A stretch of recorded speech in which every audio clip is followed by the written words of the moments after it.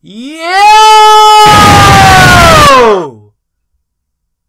Welcome to a Pokemon video. My name is KadabraSpoonMe and today we're looking at a game called Pokémon Eruption. This is one of the older Pokemon hacks out there. It came out around 2009 I believe, but how well does it hold up today? Let's find out.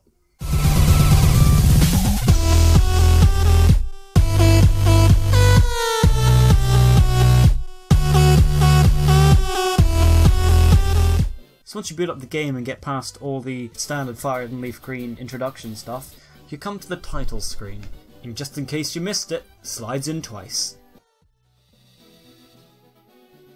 Hello there, glad to meet you.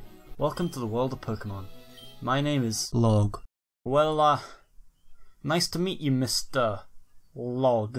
It looks like it's time to choose our character. Now tell me, you are a boy, correct? It can't be. Where's pan-romantic, demi-boy, gender transsexual, bisexual, transgender, pan-romantic, demi-boy, gender bisexual, transgender, sideways, double flirt. A Diet Coke, please. So it looks like we have the standard fire and leaf green protagonist here for the female, although I can't entirely complain here because the male protagonist is customized to look like Silver, which is actually pretty cool. Besides, maybe the overall spriting will be some kind of— oh my god! What is that thing? Hold me. A very long time ago, there existed a powerful stone, which was, powerful. Well, you don't say. Each region of the world had its own stone, but only a select few were given knowledge about it in each region. It was the only thing keeping Centra stable, but the stone itself was fragile, and therefore given a guardian. Groudon had left the stone and gone to fight Kyogre in a cataclysmic battle. But not before long, the stone fell over and broke as the Guardian was far, far away, unaware of what had happened. Deep inside a volcano where no light had reached, Groudon slept for years, and still remains unawakened. And the stone? What became of it? Majin Buu turned it into candy. What? As in, like, this Majin Buu? Well, I tell ya. This game wasn't going too badly, but then this came up. This game doesn't even feel real. Anyways, skipping ahead past this cutscene, we're finally in our room. It keeps going on for like a straight minute about this Wii Pokemon game that the creator wants to see, like where you control the Pokemon or whatever. I mean, why would I let my Bulbasaur get hit by an ember? What? Luckily enough, she shuts up and turns around to face us, but then starts talking to us. It seems a little weird to have fourth wall breaking in a Pokemon game, but I must commemorate it here for its originality. I haven't played too many hacks or fan games in my time, but I don't think I've really seen any of them do this, out of those that I have played. The thing is though, after this instance, or at least for the amount of time that I played through, we don't ever get fourth wall breaking again. What's the point? You've just made an inconsistency now. So opening up your start menu, you're greeted by this wonderful thing. Be sure to turn off help in your options if you value your eyesight, and then it's actually time to get going with the game. When you first go downstairs, your mom tells you that you're getting your first Pokemon. Awesome, so we can get a Pokemon right away and start the game? Of course not. Turns out she's lost a necklace somehow, and neither her or dad let you leave until you retrieve it. So you come through this here door, and you're in some kind of hallway. So the necklace you're looking for is the end room of this corridor. You can retrieve it quickly and give it back to your mom.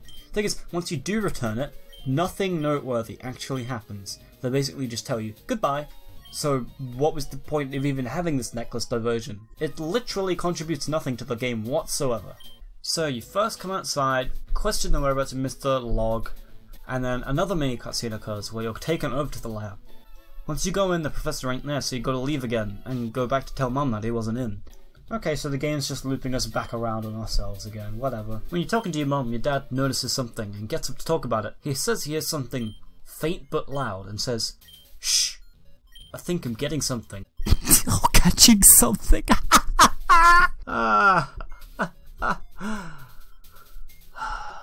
Kill me. So after lingering for an unnecessary amount of time on this one line of dialogue, he runs around a bit, looks out the window. "Son," he says, not noticing all these years who or what his child actually is. I think you should check outside. So you come back outside again, and it looks like there's a bunch of people outside Professor Log's lab. And then Professor Log comes out. So over at the lab, nobody says anything important, and there's no way to reach the professor through the crowd. You can talk to the people outside if you want, and they say some pretty funny things. Last year, my brother got a Squirtle. Is that even legal? I don't know, but that sounds totally radical. I'm surprised he wasn't arrested. So once you've decided you've had enough of talking to these fucking retards, it's a little difficult to tell what to do, but you actually got to try and walk away from the lab, and then Log speaks and takes all these innocent children into his house. The last one then is a rotten egg. Once you go inside, he's already given all these kids their Pokemon, leaving you kinda left out. That's right, just when you thought you could finally get a Pokemon in a Pokemon game, the game decides to bend you over and send you on your merry little way. And I just saved a bunch of money on my car insurance! Honestly, this game has a sense of humour I can't quite position anywhere on the autism spectrum. Everyone finally leaves and you get a chance to talk to the professor. By the way, he looks a lot different than in the game's opening, right? Yeah? Is that just me? Anyways, he tells you he has a Pokemon for you somewhere, complete with this little face. But it turns out the game is lying straight to your face again. I'm terribly sorry, but unfortunately, I ran out of Pokemon. Well, isn't that just great? So he dismisses you, telling you that he'll get your Pokemon in a week's time, but then comes immediately chasing after you, telling you he'll get one today. Can this game ever make up its mind of what it wants to do? Okay, so he brings you over to this cave at the top part of the village. The policeman lets both of you and Log inside, and now the real fun begins. First things first, he says a couple crappy, dismissible lines of dialogue before running off randomly. I guess we're supposed to chase him? Yeah? Okay, we're supposed to chase him. What's up with this part of the wall anyways? Like, what? So then he gives you some more dismissible dialogue about how Pokemon won't wait for you in the real world, or blah blah blah, bolting off again. He jumps off this here ledge, and then it becomes really unclear as to what you have to do. At this point in my playthrough, I had to start guessing, because we don't even get the slightest instance of a hint. So it turns out you have to talk to this here rock, and you've got to place the rubble against this wall to slide down it, apparently taking inspiration from Ash in the Pokemon anime. This game never ceases to amaze me. So you finally get to follow Professor Log around this pointlessly windy cave and come to a clearing of sorts. The blind professor comments on how he might see some Pokemon up ahead, as he looks to, guess what, a Pokemon up ahead. Anyways, this random fairy shows up out of nowhere, and the scared Cyndaquil screams for his other fellow Cyndaquil to come out for some reason. Ironically, this allows the villainous Team Nox who just showed up to capture all of them. Oh, and the boss thinks they're Totodile for some reason. So once they think they have all of the Cyndaquil, they decide to head back to their headquarters. Then, after these guys head off, you notice they left one Cyndaquil behind. At this point I realised, we're not actually going to get to choose our starter Pokemon, are we? But in reality, I was more glad that I was actually finally going to receive a Pokemon. So once you get back to the professor, he remarks on how a potion couldn't heal it, but a super potion could. Well, isn't that just fan-fucking-tastic? And so he gives you the Cyndaquil, but you don't have a choice to nickname it. You hear about how the professor's friend has one Pokédex left, and so now we venture west to find him and get one. And thus, we begin our journey and can now battle and catch Pokemon as we please. Finally. Moving swiftly onwards to Route 1, Professor Log comes up to you, hands you some items, not just the standard Pokeballs bear in mind, but also some potions and even some full heals. At this point in the game though, it might be making it a little too easy getting given just so much stuff. And being the first route in the game, you might expect something simple and straightforward so that the game can gradually increase in difficulty and complexity, but in reality, you get a giant fucking maze. It makes no sense! You can exit the route at like 4 different places, but 3 of them are blocked off so you have no freedom to explore. So you come on down here and you see some Team Nox grunts. So you think, hey, looks like we have to do some kind of Team Nox thing, right? Nope, they completely ignore you. Okay, so I guess we're not supposed to do that now, we'll do that later. Then you come out to this bridge, where there's an old guy standing next to it who won't let you pass until you find his glasses or something. Well, he says he dropped them, and there's an item right there, so could that be it? Let's go check it out. I have to catch more Pokemon if I want to do better. Hey, you're pretty good. How about a rematch? Oh, you don't have a cell phone. What?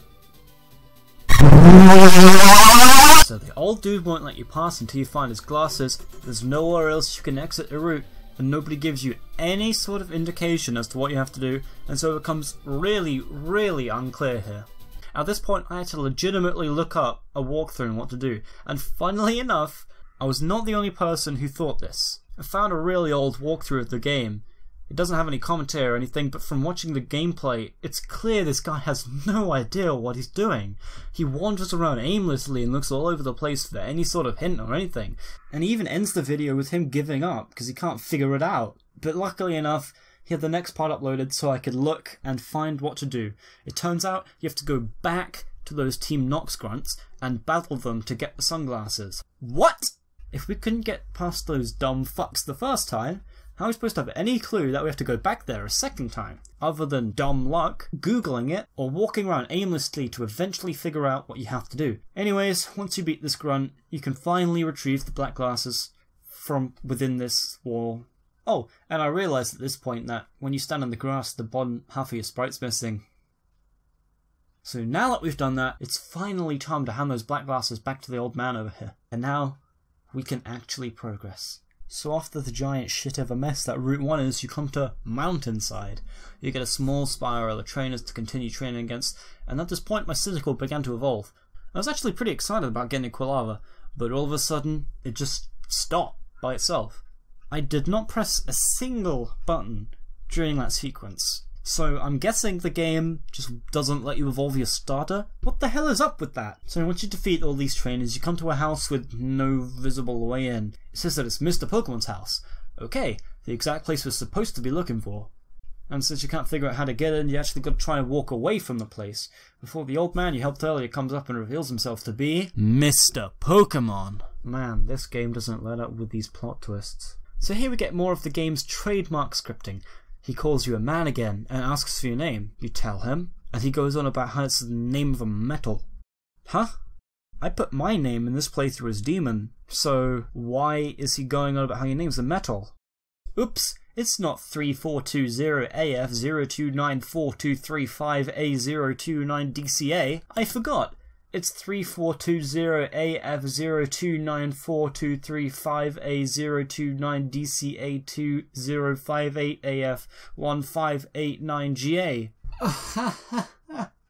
Never have I wanted my life to end like right now. Once you go in though, he gives you the Pokedex. Oh, and now he was saying he was never blind at all, and the whole glasses thing was a test.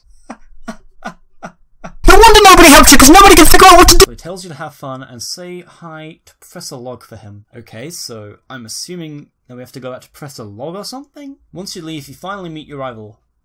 You know, the one that you nicknamed in the introduction? No? Don't remember him? Well, don't feel too bad, neither do I. Oh, and even though you name him, it still calls him Gary. This! How does this even happen? Watch out though, it only gets better as you get to the lab. What even is this? So Professor Log tells you hello, and nothing else, so I just decided to head back to Mr. Pokemon's house to see if I missed out on anything. All I got when I got back to Mr. Pokemon's house was the game's tile palette resting peacefully within the walls of this house. What the fuck is up with this game?